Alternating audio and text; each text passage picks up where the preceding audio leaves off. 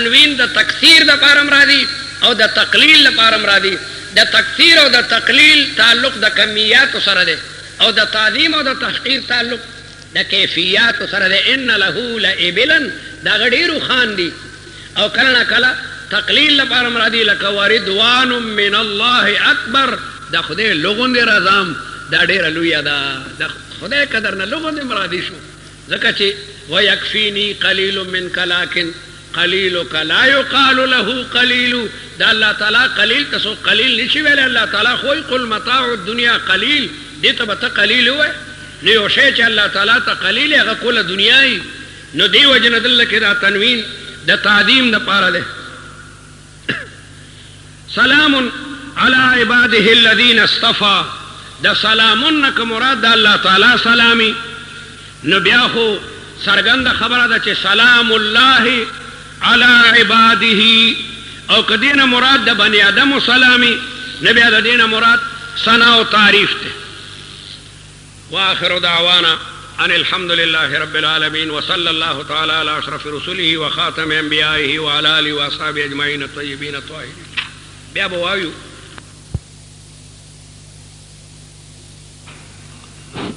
گرانو اوریدونکو دا کیسٹ پا تاسو ته زرالم اسلامی کیسٹ ہاؤس مہاجر بازار حقانیہ چوک اکوڑ خټک کې ملاویږي او د دین علاوه هر قسم اسلامی کیسټې طالبانو نظمونه علماء دیوبند تقاریر دا با تاسو ته په دې دکان کې ملاویږي. پته یو ځل بیا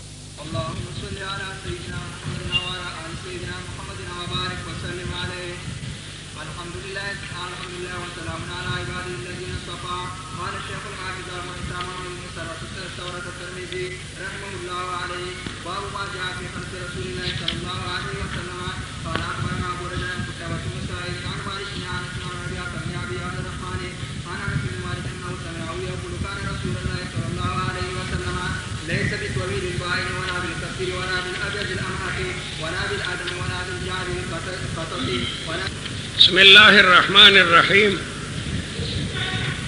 وسلام على عباده الذين اصطفى.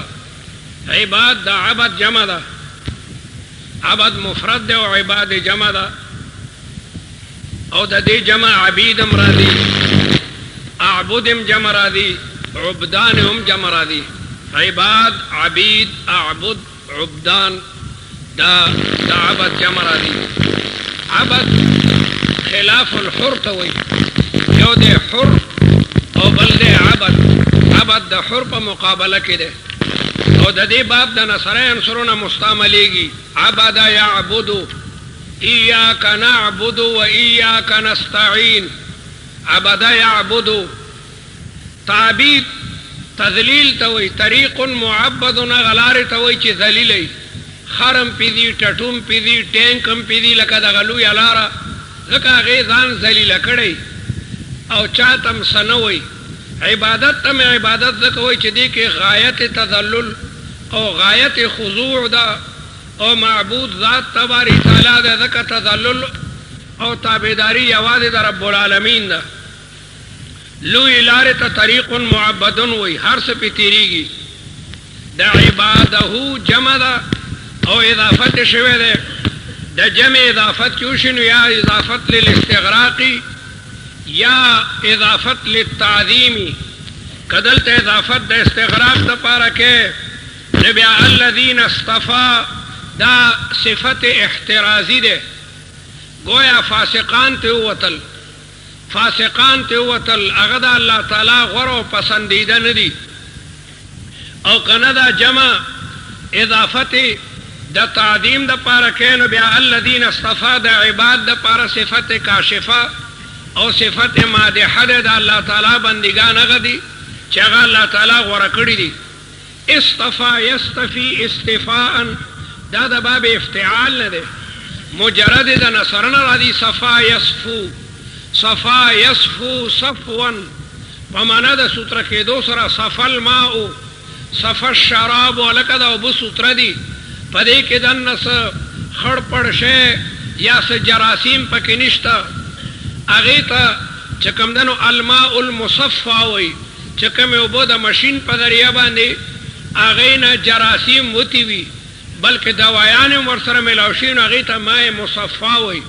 العسل المصفا هغه ګبین ته وایي چې د هغې نه هغه دغه جاولل شوي په دې ګبین کې باقاعده ستم وي.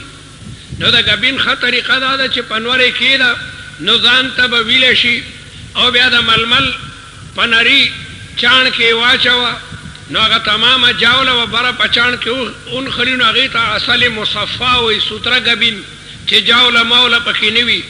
نو د صفا یصفو معنا ده سوتره کېدل. اصطفا په اصل کې سواد او دا وړه تی د باب افتعال ده هغه بیا په توی سره بدله شو نو اصطفا یصطفي استفاء په معنا د اختار سره. رسول الله صفوة الرسل ومصطفى الله عز وجل. صفوة الرسل صفوه هغه څیز ته وایي چې هغه د یو څیز جوهر او خلاصه. کله نه کله عرب په خپله کې خبرې کوي پس خبره باندې او بیا نتیجه راوباسي نو هغه وایي وصفوة القول د خبرو نچوړ او خلاصه دا راووته. صفوة القول هغه خبرو ته وایي چې هغه د تمامو خبرو د چاڼېدو نه پس په غلبیل کې چې کومه خبره پاتې شي نو هغې ته وایي صفوة القول. الرسول صلی الله علیه وسلم صفوة الرسل ومصطفى الانبیاء د الله تعالی په تمامو پیغمبرانو کې چونیده او پسندیده هغه حضرت محمد مصطفی صلی الله علیه وسلم دی. صفا مکه مکرمه کې د یو غر نوم دی. ان الصفا والمروه من شعائر الله.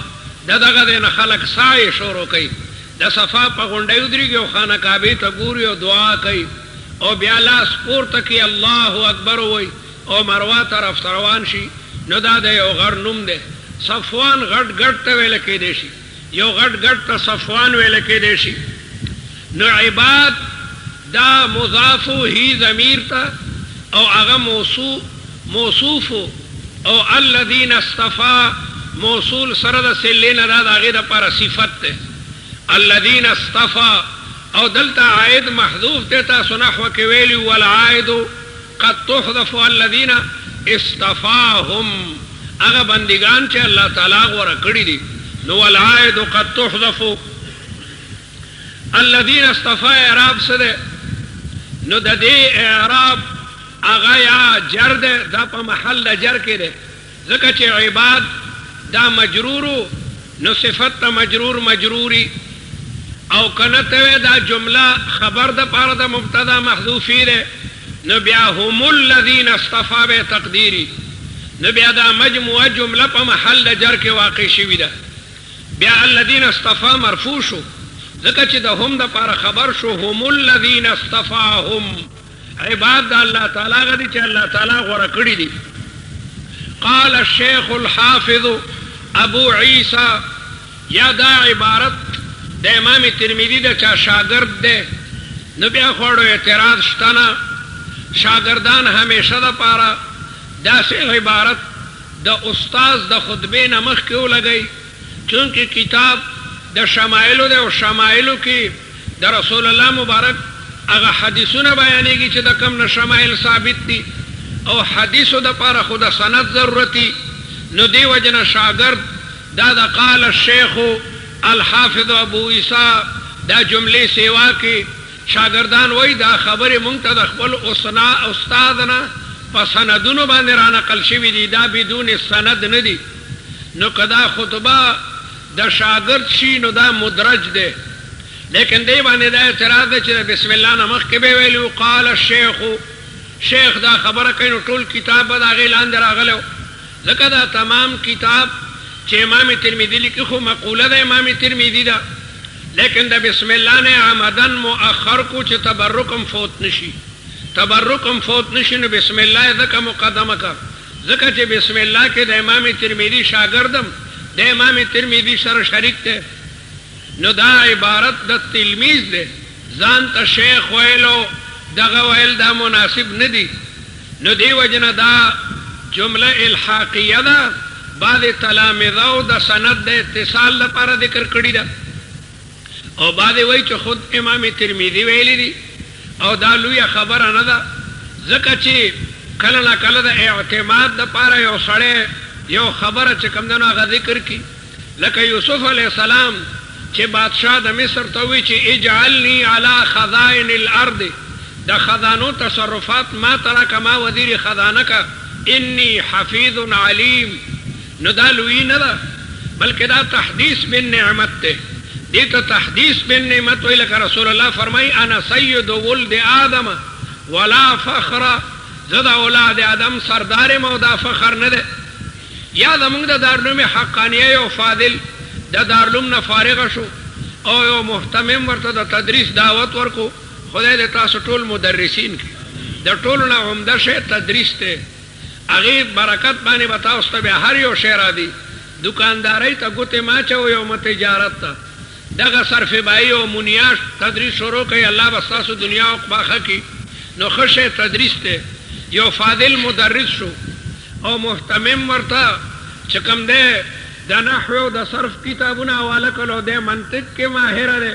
نو دی دا ویلی شي چې هلکه ما ته سلم او مولا حسن راکه ما ته معبدي او صدرا راکه زه خو په منطق او فلسفه او حکمت کې ښیمه.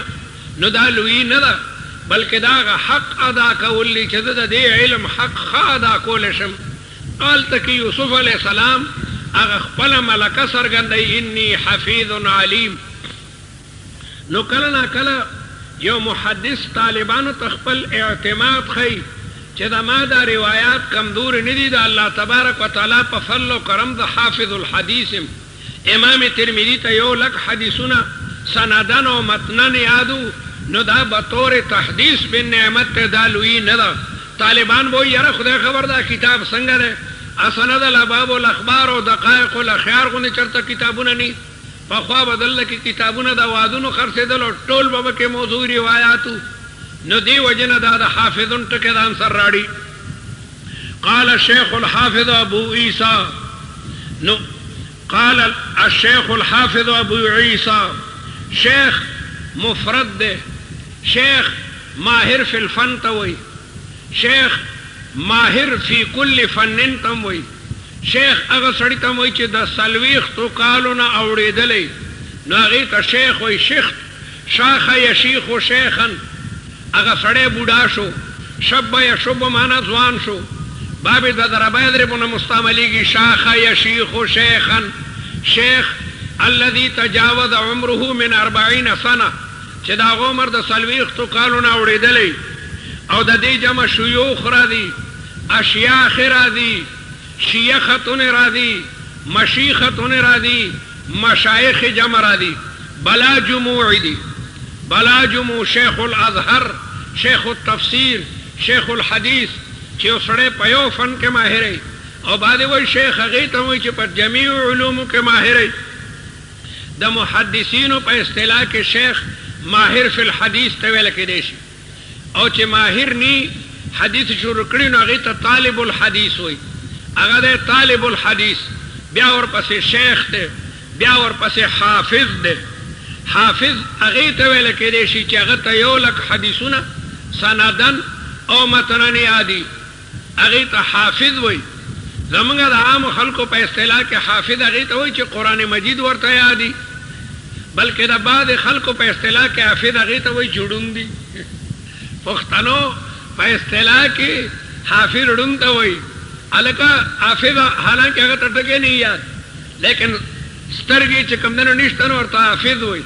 حالانکه حافظ په عام عرف کې د قرآن حافظ ته وایي لیکن بعض امیان حافظ ړوند ته وایي حافظه. موږ دل کراچۍ کې یو مرغي خانې ته ورالو. د مرغي خانې خادمان پښتانو وی راشئ چې ډېر چرګوټي پکې حافظان دي. زه حیران شوم. نه بعضې چرګوټي داسې وو چې سترګې نه وې. موږ حیرانه شو. ای باقاعده داسې راتللو دانې مانې ورته نه ښکارېدې. نو هغې امیانو هغې ړندو چرګوټو ته هم د حافظ لقب ایښی. بهرحال په فن د محدثینو کې حافظ هغې ته ویل کېدی شي چې هغه ته 100,000 حدیث سندن او متنن سره د احوال د رواتونه چې راوي ثقه دی او که راوي کمزوره دی عادل دی او که عدالت کې څه کمی دی سره د دې تمامو احوالو نه چې ورته یادي. حفظه یحفظو د ضربه یضربونه په معنا د یادولو سره او د سمعنا مستعملیږي حافظ القرآن الکریم دې سړی قرآن مجید یاد کو هغه ته حافظ ویل کېدی شي او حفیظ صيغه د صفت مشبهه ده په معنا د نگران او د نگهبان باندې راځي د الله تعالی په نومونو کې یو مبارک نوم ده حفیظ علیم د حافظ جمع حفاظ ده د حافظ جمع حفظتون ده او حافظون جمع ده دا د سمعنا مستعملیږي او د ضربنا کله کله مستعملیږي حفیظ محافظ تم ویل کېدی شي من حفیظ هذه المکتبه د دې مکتبې نگران څوک دی امین مکتبه ورته وي او حفیظ مکتبه ورته ویل کېدی شي حفیظتون هغه غصې ته وایي چې ستا په مال محفوظ کې چا ګوتې ووالې او تا ته غصه راغله بکه ستا د جرندره والي وه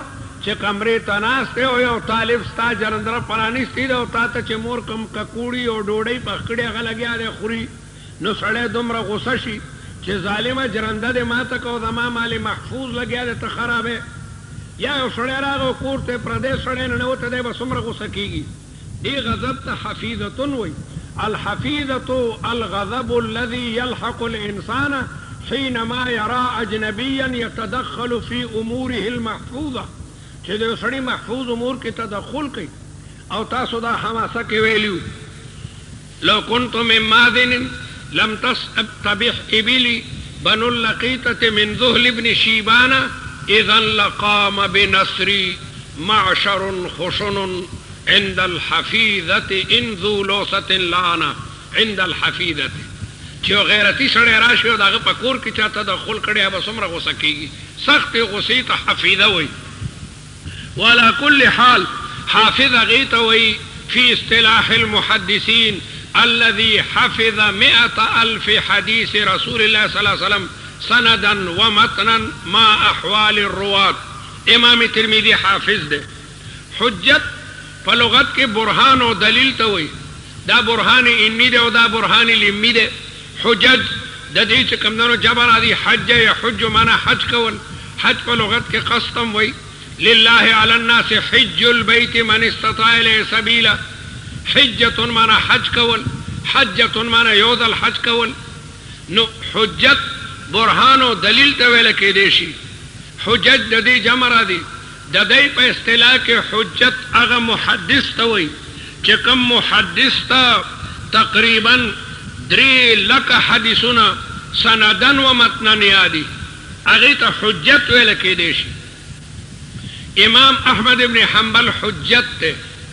حاکم هغه ته وایي چې د رسول الله تمام روایات ورته یادي د رسول الله مبارک تمام روایات بعض علماء وایي امام احمد پدې کې داخل له او کنه پدې کې اختلاف ته نو حافظ الذي يحفظ 100,000 حديث سندا ومتنا مع احوال الرواة او حجت هغه ته وایي من يحفظ 300,000 من احاديث رسول الله سندا ومتنا مع احوال الرواة او حاکم هغه ته وایي چې الذي يحفظ جميع اقوال الرسول صلى الله عليه وسلم وافعاله دا حاکم درجه په ټولو باندې اوچته ده وهل يوجد في هذا العصر حافظ او حجة او حاکم مسأله ده چې په دې زمانه کې چرته حافظ یا حجت او حاکم شته حافظ شمس الدین ذهبی خپل زمانه کې ویلو چې زموږ په زمانه کې حافظ نشته چې یو لک حدیثونه ورته یادي هغه زمانه کې ویلو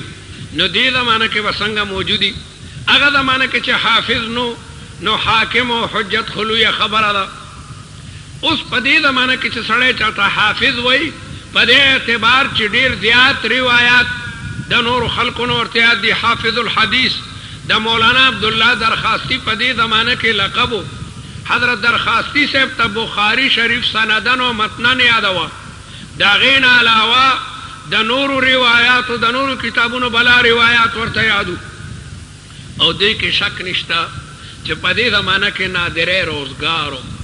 نادره روزګارو قرآن پاک ورته یادو او بخاری ورته سندن او متنن یادو دا غین علاوه د کنز العمال او بلا روایتونه او د فقه عبارتونه ورته یادو او بلا قصائد ورته یادو یو دل مدینه منوره ته راغلو ملګرو ما ته وی چیرې ورته وایا چې په فضایلو د مدینه باندې څه خبرې وکړي په مسجد نبوي فضایلو باندې دا د ماسوتن مونځ شو، ما ورته جي ملګري دا تمنا لري. نو حدیثونه شروع کړل د مدینه په فضایلو کې. قدرتی د شام سو علما تیرېدل نه غیم کېناستل. شیخ عمر فلاته د مسجد نبوي لوی محدث ته زموږ استاد دی. 40 کال راسه مسجد نبوي کې د موطا امام مالک درس ورکوي او ډیر لوی سړی دی. هغه قدرتی راغی او کېناستل. تمام دنیا جړل بیا ځکه د سندن او متن روایات بیانولو. بیا مانا د شام علما او تاسو کو من هذا الشيخ مرته هو امیر جمعیت علماء اسلام وهو قد اسس مدارس وجامعات. والله كنا قرأنا في الكتب أن أسلافنا كانوا يحفظون أحاديث رسول سندا ومتنا وما رأينا في بلادنا مثل هذا الشيخ. ما دا ذکا ټولو عمر فلاتم منل چې واقعي الله تعالی ورته ډېره لویه قوي په زرګونو شاګردانو کم به چو باقاعده هغه ته به نوم اخېستو، نوم به اخېستو ته ما پلان کې دی کې لیدلی. نو دا الله تعالی احسان چې پچاو شي.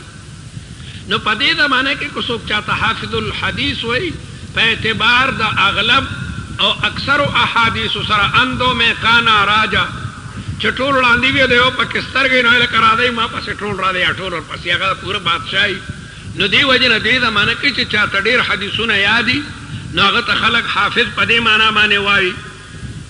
او حاکم چې ټول روایت ورته یادي. حاکم د حکمه یحکمونه دی، د نصرین سرونه په معنا د حکم کولو سره. او چې د کرومن راشي حکم الرجل صار حکیما چې یو سړی حکیم شي. حکیم صيغه د صفت مشبعه ده. چاته چې الله تعالی پوهه ورکړي لقمان حکیم الله تعالی ورته ډېر لوی د حکمتونو هغه بابونه پرانستیو. نو حاکم د حکمه یحکمونه ده. حکمت دا پوهه ته ویل کېدی شي. ومن یؤت الحکمة فقد اوتی خیرا کثیرا. د حکمت نه مراد د قرآن او د حدیثو پوهه ده. د حکمت نه مراد میبذي او صدرا نه ده. د میبذي مولا مقدمه کې ومن یؤت الحکمة باندې استدلال کوي. بهر حال دا درې اصطلاحګانې حافظ، حجت او حاکم یاد لرئ. قال الشیخ ویلی دی شیخ چې هغه امام ترمذی دی او ابو عیسی ورته کنیت راوړو. په دې اعتراض واردی چې رسول الله د دې کنیت نه منع فرمایلی ده او امام ترمذی او لوی محدث ته هغه ځان ته د ابو عیسی کنیت استعمالی. نو د رسول الله نهی تنزیها ده، نهی تنزیها ده ښه ده. لیکن که یو سړی د ابو عیسی په کنیت مشهور شو نو بیا پروا نشته. منع ذکر راغلی و چرته د چا عامي په ذهن کې دا خبره را نشي چې ښه د عیسی علیه السلام هم پلارو. امیانو ته به څه پته موږ خو لګیا د امام ترمذي یادو چې دی ابو عیسی دی او د یو عامي ذهن ته به راشي چې ابو عیسی هلکه د عیسی پلار هم شته، حالانکه د عیسی علیه السلام پلار نشته. هغه الله تعالی بدون الاب پیدا کړی دی. نو د بعد خیر نو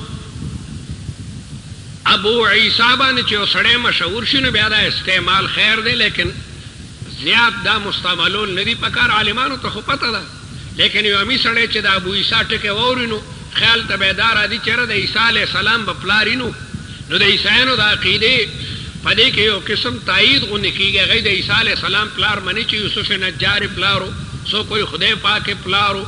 عیسیان وایي درې چې جمع کړي نو یو خدای ته جوړ شي. هغوی وایي التثلیث فی التوحید والتوحید فی التثلیث. ارامیان دي په دې ډېرو ټیپونو او ریډوګانو باندې لیکلي 3 and 1 یعنې درې یو شی دی، درې چې شي نو دا یو شي. داسې ارامیان دي خپله عقیده په دې باندې نشر کوي. مونږ د بیبي مریم قبر ته تللو، هغه دننه تاخانه غوندې کېدی، په ځمکه ورته کوز شو. هلته په دروازه کې چې کوم لوی پادري ناست هغوی جوړ دا عیسایان دي. ځکه د حبشې نه چې کوم عیسیان دي د هغوی مزېدارې ګیري او دا پوپ چې ناست و دم ښه ګیره وه. مونږ واپس چې رالو نو مونږ نه تپوس وکړه انتم من الحبشه. مونږ ورته لا نحن من پاکستان. هل یوجد فی پاکستان المسیحیون؟ هلته مې عیسایان شته؟ ما لا نحن محمدیون. نه بیا غوسه شو مالکم ولزیارت مریم، تاسو د بیبي مریم زیارت ته. مې مونږ خو بیبي مریم لویه بیبي ګڼو. واذکر فی الکتاب مریم اذ انتبذت من اهلها مکانا شرقیا. دی چې اورېدل نو جړلې والله جړلې تر اخره پورې مور ته رکوع اوروله بیا یې وویل چې د دومره مقدسو آیاتونو باوجود تاسو عیسی علیه السلام د خدای زوی نه منئ مې دې سره د دې څه مناسبت الله تعالی عیسی علیه السلام بدون لب پیدا کړی ما ته غوسه شو چې هل انت خلقت بدون لب ما ته وی ما دا یا شیخ مثالی الله تعالی مې خپل قدرتونه خی خلق آدم بدون الاب وام وخلق الحواء بدون الام خلقها من ضلع آدم وخلق عیسی بدون الاب وخلقنا من الاب والام سلور قدرتونه بیا کندلې شورو کې چې تاسو الله کې راتل مناسب نو بهرحال دا ابو عیسی په وینا باندې د امیانو ذهن ته چرته دارا نشي چیرې د عیسی علیه السلام په پلاری نو دی وجنه د دینه من راغلی دا لیکن که یو محدث په دې مشهور شي فلا باس باستعمال هذه الكلمه الترمذي بكسر التاء والميم تاسو بعد نسو کې لیکلي مثلث د لغت کتاب کې کله نه کله مثلث راشي سمانه پتی باندې درې واړه حرکت راړې شي ترمذ ترمذ او دارنګ ترمذ دې کې بلا لغتونه دي ترمذ اصل کې بلدة شهيرة على ساحل نهر جيحون بلدة معروفة على ساحل نهر جيحون دا کوم سین چې اوس د کابل او د روس په میز کې موږ ورته دریای هامو وایو دا په اصل کې دریای جیحون دی د دې جیحون په غاړه باندې بالکل د بلخ بالمقابل دا بخارا او ترمذ چې کوم نه واقع دي مشهوره علاقه ده او دې ته مدینه الرجال وایي بالا سړی پیدا کړی دي لوی علما په ترمذ کې چې کوم نه تیر شوي دي نو دې کې ترمذی چې د تی کسره کې او د میمم کسره کې او چې د دواړو ضمه کې ترمذ ترمذی او دارنګ بفتح التاء وكسر الميم